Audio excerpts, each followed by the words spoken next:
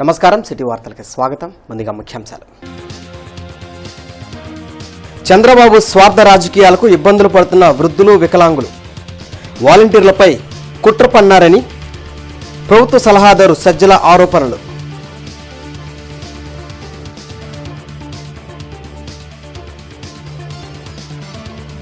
Volunteer వ్యవస్థకు TDP వ్యతిరేకం కాదు, పెన్షన్ల పంపిణీపై దుష్ప్రచారం తగదన్న గల్లా మాధవి.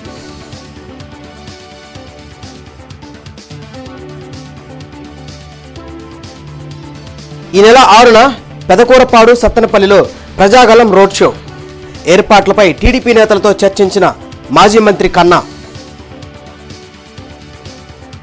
నియోజకవర్గ కేంద్రమైన మంగళగిరిలోని 14, 15, 16 వార్డుల్లో గురువారం టీడీపీ, బీజేపీ, జనసేన నాయకులతో కలిసి గుంటూరు పార్లమెంటు టీడీపీ అభ్యర్థి డాక్టర్ పెమ్మసాని చంద్రశేఖర్ పర్యటించారు.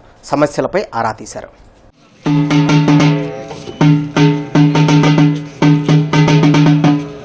వాలంటీర్లపై చంద్రబాబు కుట్ర, స్వార్థ రాజకీయాలకు వృద్ధులు, వికలాంగులు ఇబ్బందులు పడుతున్నారని ప్రభుత్వ సలహాదారు సజ్జల రామకృష్ణారెడ్డి అన్నారు. ముఖ్యమంత్రి క్యాంప్ కార్యాలయంలో సజ్జల మీడియాతో మాట్లాడుతూ గతంలో 1వ తేదీన వాలంటీర్ వ్యవస్థ ద్వారా రాష్ట్రంలో 80% పెన్షన్ పంపిణీ పూర్తయ్యేదని, కానీ ఇప్పుడు 2వ రోజుకి 60% పంపిణీ మాత్రమే జరిగిందన్నారు. పెన్షన్లు స్వయంగా వెళ్లి తెచ్చుకోవాల్సి రావడంతో వృద్ధులు, వికలాంగులు ఇబ్బందులు పడుతున్నారన్నారు. ఈ విషయంలో ప్రజలు కోపంగా ఉన్నారని, ఎంత కోపంగా ఉన్నారనేది టీడీపీ వాళ్ల మాటల్లోనే తెలుస్తుందన్నారు. చంద్రబాబు ఉద్దేశం ప్రజలకు మంచి చేయడం కాదని, ఎన్నికల్లో ఎలాగైనా గెలిచి బయటపడాలన్నదే చంద్రబాబు ఆలోచనని చెప్పారు. చంద్రబాబు వస్తే ఎలా ఉంటుందో ఈ 2 రోజుల్లో రుచి చూపించారన్నారు. ప్రజలు చంద్రబాబు కుట్రను అర్థం చేసుకున్నారని, అది రేపు ఎన్నికల్లో తెలుస్తుందన్నారు. వాలంటీర్ వ్యవస్థ ద్వారా మామూలుగా అయితే ఫస్ట్ డే 80% పైన అయ్యేది. ఇప్పుడు ఉన్న సిస్టమ్నే ఎఫిషియెంట్గా వాడుకోవడం ద్వారా ప్రభుత్వం ఈరోజు మార్నింగ్కు 60% పూర్తి అయినట్టు ఇన్ఫర్మేషన్ వచ్చింది. నడుస్తోంది, బట్ ఇబ్బందులు ఉన్నాయి. ఎందుకంటే ఇంటి దగ్గరికి తెచ్చి ఇవ్వడానికి నడవలేని వాళ్ళకు, ఓల్డ్ వీళ్లకు, పీపుల్కు, వికలాంగులకు, అలాగే వాళ్ళు వెళ్ళి తెచ్చుకోవాల్సి రావడం మధ్య ఉండే తేడా ఖచ్చితంగా ఉంటుంది. ఆ ఇబ్బంది అయితే వాళ్ళు పడుతున్నారు. కానీ కారణం ఎవరైతే వాళ్ళు గుర్తించినారు. కారణం గుర్తించినారు కాబట్టి చంద్రబాబు నాయుడు జడుచుకొని లేనిపోనివేవో చెప్పి మా మీద ఉల్టా ఆరోపణలు చేసే దుస్సాహసం చేస్తున్నాడు. వాస్తవానికైతే ఉన్న దాంట్లోనే ఎఫిషియెంట్గా చేసి 2-3 రోజులు అది పూర్తి అవుతుంది. వీళ్ళు ఈరోజు మాకు ప్రభుత్వానికి గుర్తు చేయాల్సిన అవసరం లేదు. ఇక్కడ ఇంతమంది ఉన్నారు, అక్కడ అంతమంది ఉన్నారు, వాళ్ళతో చేయించవచ్చు కదా, వీళ్లతో చేయించవచ్చు కదా, ఇవన్నీ చెప్పాల్సిన అవసరం లేదు. పెన్షన్ల పంపిణీ విషయంలో టీడీపీపై వైసీపీ దుష్ప్రచారాన్ని మానుకోవాలని పశ్చిమ నియోజకవర్గ టీడీపీ ఎమ్మెల్యే అభ్యర్థి గల్లా మాధవి అన్నారు.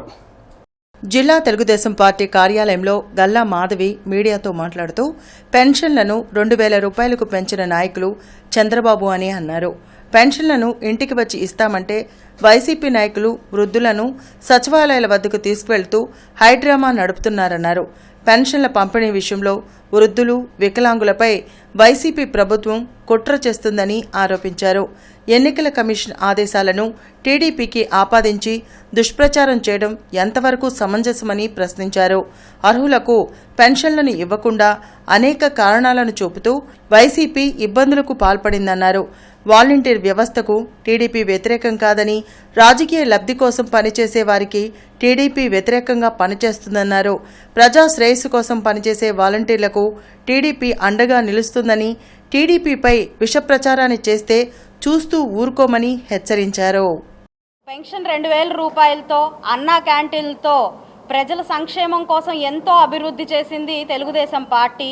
ప్రజా సంక్షేమం కోసం ఎప్పుడూ పాటుపడే తెలుగుదేశం పార్టీని ఈరోజు ఈ శవ రాజకీయాల ద్వారా, ఈ అక్కర్లేని హై డ్రామాల ద్వారా కించపరచడం అనేది ఖండించాల్సిన విషయంగా మేము భావిస్తున్నాము. వృద్ధులని మంచాల మీద ఎక్కించుకొని తీసుకొని సచివాలయానికి తీసుకొస్తూ ఒక హై డ్రామాని క్రియేట్ చేస్తున్నారు వైకాపా ప్రభుత్వం వారు. అసలు అంత అవసరమే ఉంది అని నేను ప్రశ్నిస్తున్నాను. సచివాలయంలో 1,26,000 మంది ఉద్యోగాలు ఉన్నారు. వారి ద్వారా ఈ పెన్షన్లని ఎంత చక్కగా 2 రోజుల్లో ప్రతి ఒక్కరికి పంపిణీ చేసే అవకాశం ఉన్నా కూడా కేవలం ప్రభుత్వాల మీద ఒక దుష్ప్రచారంగా, ఇది ఒక అవకాశంగా, ఇది ఒక ఆయుధంగా వాడుకునే పరిస్థితి ఈరోజు ప్రజల్లో తీసుకొచ్చి వాళ్ళల్లో ఒక భయాందోళనని క్రియేట్ చేయడానికి ఈ ప్రభుత్వాన్ని ఒక నీచ రాజకీయం చేస్తుంది.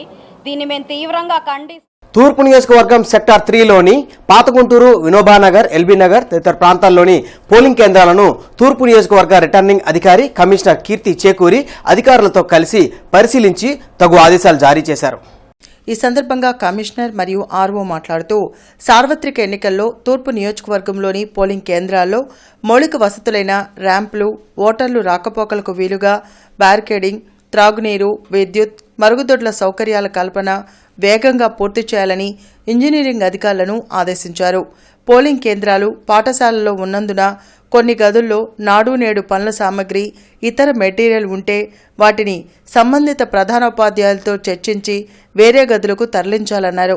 ఒకే కేంద్రంలో ఉండే ఒకటి కంటే అధికంగా పోలింగ్ స్టేషన్లు ఉంటే ప్రత్యేక ఏర్పాట్లు చేయాలని ఏఈ బాధ్యత తీసుకోవాలని ఆదేశించారు. ప్రతి కేంద్రానికి సంబంధిత పోలింగ్ కేంద్రం నెంబరు, బిఎల్ఓ పేరుతో బోర్డులను ఏర్పాటు చేయాలని, పట్టణ ప్రణాళికాధికారులను పోలింగ్ కేంద్రాలను సెక్టోరల్ అధికారులు పరిశీలించి నివేదిక ఇవ్వాలని ఆదేశించారు. ఏఆర్ఓలు కూడా నియోజకవర్గంలో ర్యాండంగా కొన్ని పోలింగ్ కేంద్రాలను పరిశీలించాలన్నారు.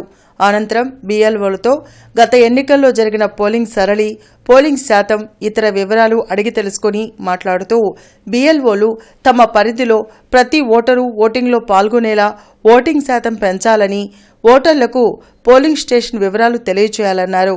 పర్యటనలో ఏఆర్ఓలు సునీల్, భీమరాజు, వెంకటలక్ష్మి, సెక్టోరల్ అధికారులు తదితరులు పాల్గొన్నారు.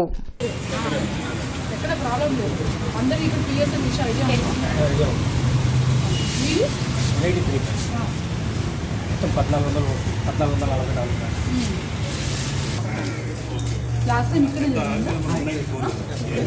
ఓటింగ్ పర్సెంటేజ్ ఎంత లాస్ట్ టైం 75.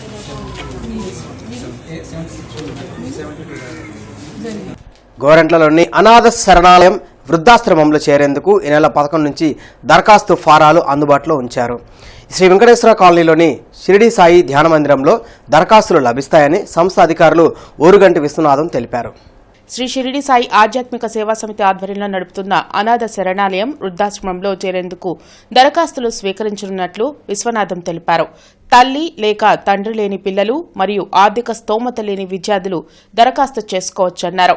అంతేకాకుండా 60 సంవత్సరాలు పైబడి పిల్లలు లేని ఆర్థిక స్తోమత లేనివారు కూడా అప్లై చేయవచ్చన్నారు. 11వ తేదీ నుండి 24వ తేదీ వరకు దరఖాస్తులు స్వీకరించనున్నట్లు చెప్పారు. ఇదిలా ఉంటే ఆశ్రమంలో కంప్యూటరింగ్ ఉచిత శిక్షణ తరగతులు నిర్వహించనున్నట్లు చెప్పారు.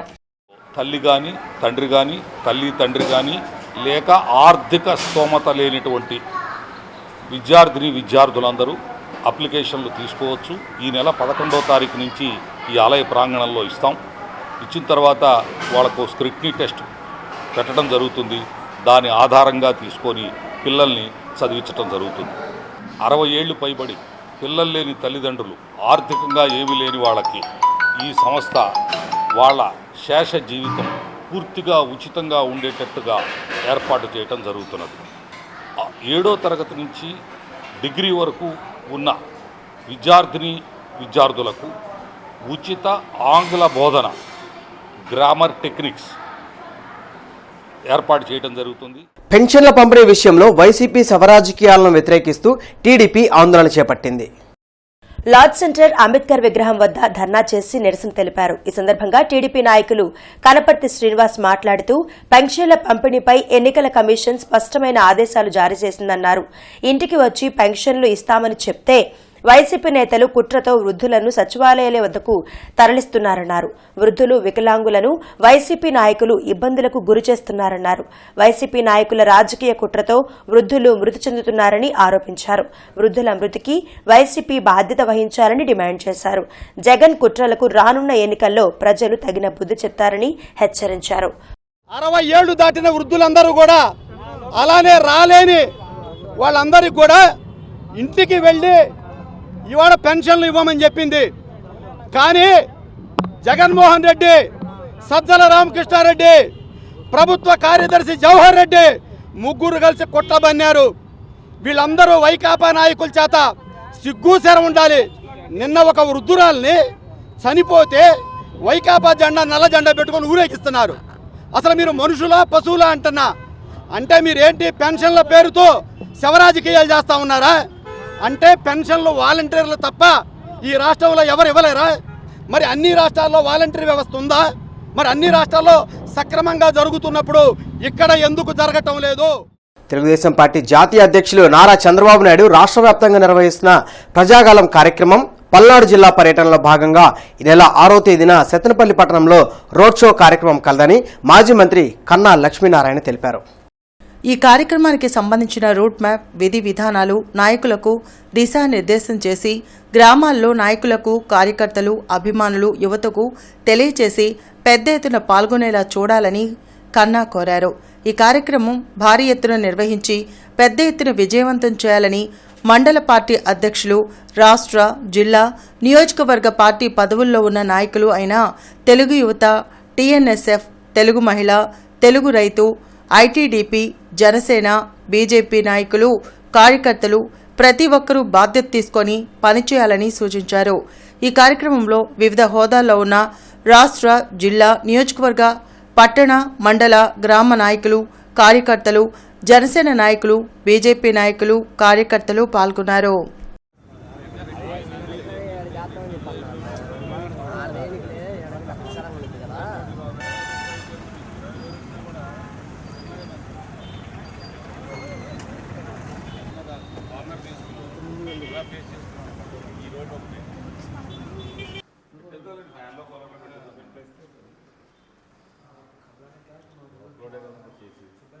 మాజీ మంత్రి టీడీపీ సీనియర్ నేత ఆలపాటి రాజా జన్మదిన వేడుకలను నగరంలో ఘనంగా నిర్వహించారు. పార్టీ నేతలు, కార్యకర్తలు, అభిమానులు రాజాకు జన్మదిన శుభాకాంక్షలు తెలిపారు.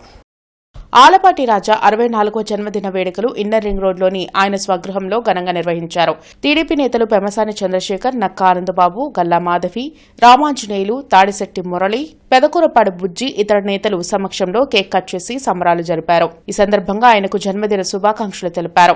భవిష్యత్తులో మరిన్ని పదవులు అధిరోహించాలని వారు కోరారు. టీడీపీ అభివృద్ధికి ఆలపాటి రాజా నిరంతరం కృషి చేశారని అన్నారు. ఆలపాటి రాజా గారి పుట్టినరోజు సందర్భంగా ఆయన్ని కలిసి పుష్పగుచ్చాలనిచ్చి ఆయనకి షాల్ కప్పి సత్కరించడం జరిగింది.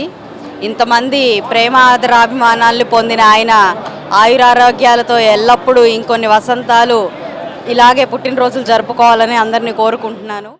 మా శ్రేయోభిలాషి ఆలపాటి రాజేంద్ర ప్రసాద్ గారికి జన్మదిన శుభాకాంక్షలు తెలియజేయడం జరిగింది. వారికి ఆరోగ్యాలు మంచి పదోన్నతి కూడా కలగాలని మనస్ఫూర్తిగా వారిని భగవంతుని ప్రార్థించి వారికి శుభాకాంక్షలు తెలపడం జరిగింది. తెలుగుదేశం పార్టీ సీనియర్ నాయకులు మా శ్రేయోభిలాషి, మరి అదేవిధంగా తెలుగుదేశంలో అత్యున్నతమైనటువంటి స్థాయిలో ఆదరణ పొందుతున్నటువంటి ఆలపాటి రాజా గారి జన్మదిన శుభాకాంక్షలు తెలియజేయడానికి ఇక్కడ వచ్చాము. అధికారం ఉండొచ్చు, అధికారం లేకపోవచ్చు, పదవి ఉండొచ్చు, పదవి లేకపోవచ్చు, కానీ ఎప్పుడూ కూడా ప్రజలకు సేవ చేయాలి, ప్రజల్లో ఉండాలి. ఎవరైతే ఇబ్బందుల్లో సబ్బందుల్లో ఉన్నారో వాళ్ళందరికీ మనం అండగా దండగా ఉండాలి అనేటువంటి ఉద్దేశంతో రాజకీయాల్లోకి ప్రవేశించినటువంటి వ్యక్తి మా మిత్రులు ఆలపాటి రాజేంద్ర ప్రసాద్ గారు.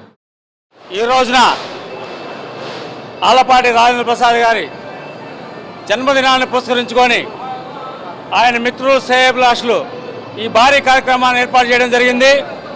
రాజేంద్ర ప్రసాద్ గారు అభిమానుల యొక్క ఆశీస్సులతో నుండు నివేళ్ళు ఆయుర్వేదాలతో ఉంటూ భవిష్యత్తులో మరింత ఉన్నత పదవులు ఆశించడానికి మా వంతు శక్తి వంచన లేకుండా ఆయనకు అండగా ఉంటామని తెలియజేస్తాం.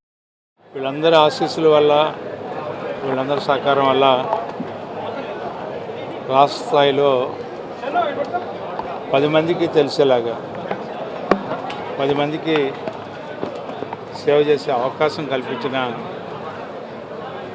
మిత్రులకి, అభిమానులకి, శ్రేయోభిలాషులకి భగవంతుడు ఎన్ని సంవత్సరాలు నాకు ఇచ్చాడు ఆయుష్, ఇంకెన్ని సంవత్సరాలు ఇస్తాడో కూడా నాకు తెలియదు. ఆయుష్ ఉన్నంత వరకు నా శ్వాస తుది శ్వాస వరకు కూడా సమాజం కోసమే అని చెప్పి నా భావన. బెల్జియం యువకుడితో లాల్పురం అమ్మాయి వివాహం అంగరంగ వైభవంగా జరిగింది. మేళతాళాలు, వేదమంత్రాలు, తెలుగు సాంప్రదాయాల ప్రకారం జంట ఒక్కటైంది.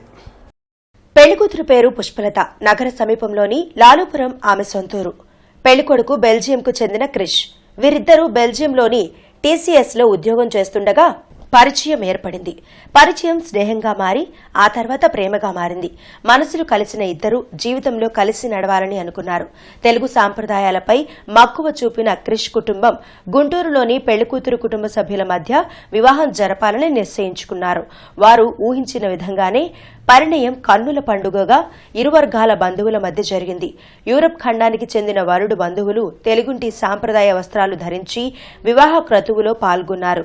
గ్రామానికి చెందిన స్థానికులు వివాహ మహోత్సవానికి హాజరై నూతన వధూవరులను ఆశీర్వదించారు.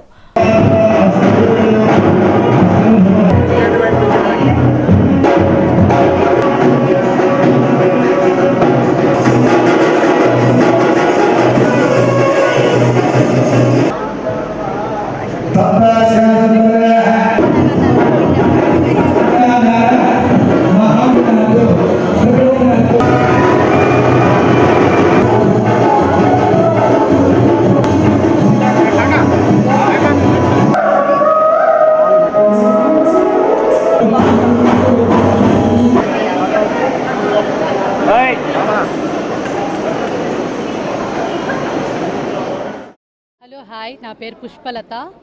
నేను Hyderabad వాస్తవ్యురాలిని.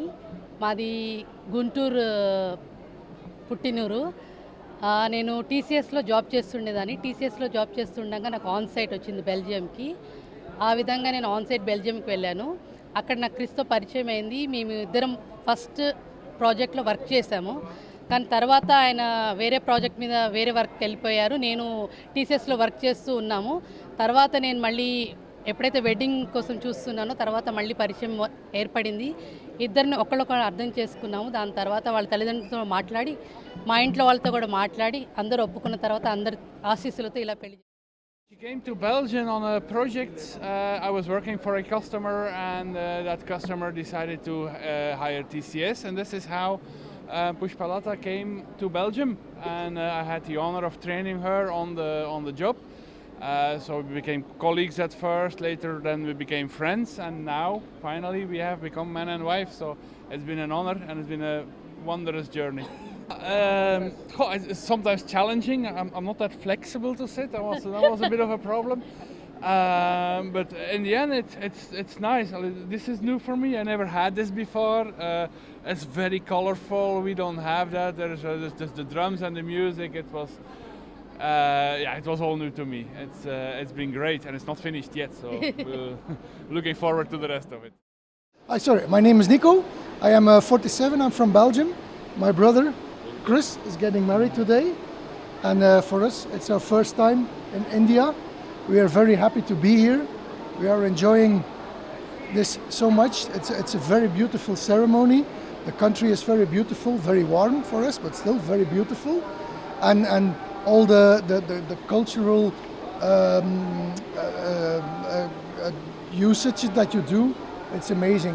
We are so proud to be here. It's really amazing to be here. We will never again experience this in our entire lifetime, so we're so proud and so happy to be here.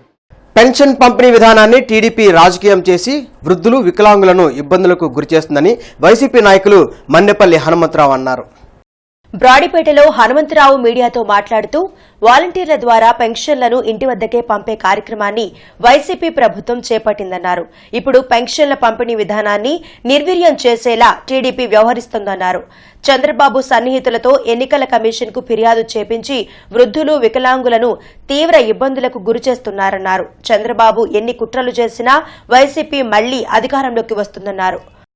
తలుపు కొట్టి pension ఇచ్చేటటువంటి volunteer వ్యవస్థని నిర్వీర్యం చేయాలనేటటువంటి దురుద్దేశంతో ఈరోజు చంద్రబాబు నాయుడు గారు చేసే విధానాన్ని ప్రజలందరూ కూడా గమనిస్తూ ఉన్నారు.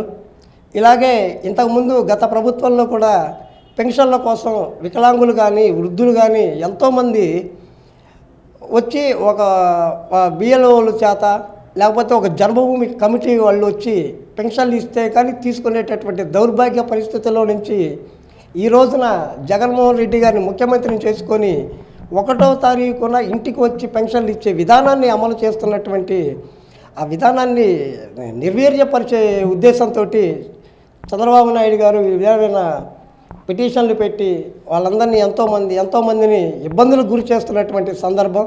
దేశాన్ని దోచుకుంటున్న బీజేపీ వైసీపీ పార్టీలకు ప్రజలు రానున్న ఎన్నికల్లో తగిన బుద్ధి చెప్పేందుకు సిద్ధంగా ఉన్నారని యునైటెడ్ ఫ్రంట్ ఉమ్మడి ఎంపీ అభ్యర్థి జల్దీ అనిల్ అన్నారు. నవరంగ్ కాంగ్రెస్ పార్టీ మేనిఫెస్టో ఆవిష్కరణ కార్యక్రమం లార్డ్ సెంటర్లో జరిగింది. యునైటెడ్ ఫ్రంట్ ఎంపీ అభ్యర్థి జల్దీ Anil Kumar, United front coordinator Raghu, Navrang Congress party వ్యవస్థాపక అధ్యక్షుడు జలీల్ పాల్గొని మేనిఫెస్టోను ఆవిష్కరించారు. ఈ సందర్భంగా అనిల్ మాట్లాడుతూ బీజేపీ వైసీపీ ప్రభుత్వాలు దేశ సంపదను కార్పొరేట్ వ్యక్తులకు దోచిపెడుతున్నారన్నారు. రాష్ట్రాన్ని దేశాన్ని దోచుకుంటున్న బీజేపీ వైసీపీ పార్టీలను తరిమి కొట్టాల్సిన అవసరం ఉందన్నారు. అజ్ఞానంతో ఉండకుండా వివేకంతో ఓటు మన డాక్టర్ బిఆర్ అంబేద్కర్ గారు మనకిచ్చిన ఓటు హక్కులో తెలుసుకొని ప్రతి ఒక్కళ్ళు మనం ఎవరికి ఓటేస్తున్నాం, ఈ పాలకవర్గాలు ఏంటి, మనకి ఏ విధంగా ఫలాలు అందుతున్నాయని చెప్పేసి ఎస్సీ ఎస్టీ బీసీ మైనార్టీలు అందరూ కలిసి నడిచే ఐక్యతగా కలిసే టైంలో ఇది మరి ఆలోచించుకొని ఎస్సీ ఎస్టీలకు బీసీలకు జగన్మోహన్ రెడ్డి ఎన్నికల ముందు అనేక వాగ్దానాలు చేసి ఉన్న అమరావతి రాజధానిని నిర్వీర్యం చేసి 3 రాజధానులను ప్రకటించి ఉత్తరాంధ్ర, కోస్తాంధ్ర, రాయలసీమ ప్రాంతాలతో విద్వేషాలు సృష్టించి ఉన్న రాజధానిని తీసివేయాలని ఎవరైతే ఉద్యమకారులు ప్రతిపక్ష పార్టీలు ఉంటాయో వాళ్ళ మీద అక్రమ కేసులు బనాయించి జైళ్లకు పంపించిన సంగతి చూస్తూ ఉన్నాం. ఈ జగన్మోహన్ రెడ్డి తల్లికి చెల్లికి న్యాయం చేయలేని వ్యక్తి రాష్ట్రానికి ఏం అభివృద్ధి చేస్తాడో చెప్పాల్సిన బాధ్యత వైసీపీ నాయకులపై ఉంది. కేవలం వైసీపీ నాయకులు భూదందా, దోచుకోవటం, మద్యం అమ్ముకోవటం, భూములు ఆక్రమించుకోవటం, దాచుకోవటం తప్ప వైసీపీ పార్టీ వల్ల అభివృద్ధి అనేది శూన్యం. మేము ఒకటే అడుగుతా ఉన్నాం. వైఎస్ఆర్ కాంగ్రెస్ పార్టీకి ప్రాథమిక సభ్యత్వానికి గుంటూరు జిల్లా Waqf board joint secretary SK Subhani రాజీనామా చేశారు. ఈ సందర్భంగా ఆయన మాట్లాడుతూ రానున్న ఎన్నికల్లో ఎస్సీ ఎస్టీ బీసీ మైనారిటీ సోదరులు అందరూ కలిసికట్టుగా ఈ ప్రభుత్వాన్ని గద్దెదింపాలని కోరారు. త్వరలో ఏ పార్టీలోకి చేరే నిర్ణయాన్ని తెలియజేస్తామని అన్నారు. ఆచార్య నాగార్జున యూనివర్సిటీలోని విద్యార్థులతో జిల్లా తెలుగు విద్యార్థి అధ్యక్షులు మన్నవ వంశీకృష్ణ ముఖాముఖి కార్యక్రమం నిర్వహించారు. ఈ సందర్భంగా ఆయన మాట్లాడుతూ టీడీపీ ప్రభుత్వం వస్తే వాళ్లకు చేయబోయే పథకాల గురించి మరియు రానున్న రోజుల్లో ఎంప్లాయ్మెంట్ ఎలా క్రియేట్ చేయబోతున్నాం, అన్ఎంప్లాయ్మెంట్ విద్యార్థులకు స్కిల్స్ ఎలా అందించబోతున్నాం అనే దాని గురించి పూర్తి స్థాయిలో విద్యార్థులతో ఆహ్లాదకరమైన వాతావరణంలో చర్చించారు.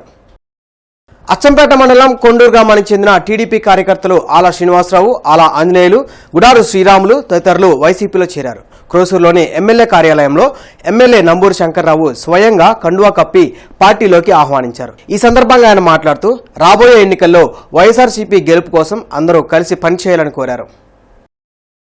చుట్టుగుంట వాకింగ్ ట్రాక్ ను గుంటూరు పశ్చిమ నియోజకవర్గ టీడీపీ అభ్యర్థి గల్లా మాధవి పర్యటించారు. ఈ సందర్భంగా ఆమె వాకర్స్ ని కలుసుకుని అక్కడ వారు ఎదుర్కొంటున్న సమస్యల గురించి అడిగి తెలుసుకున్నారు. వాకింగ్ ట్రాక్ల అభివృద్ధికి కృషి చేస్తానని హామీ ఇచ్చారు. అనంతరం చుట్టుగుంట రైతు బజారును పర్యటించారు. ఈ వార్తలందరితో సమాప్తం. నమస్కారం.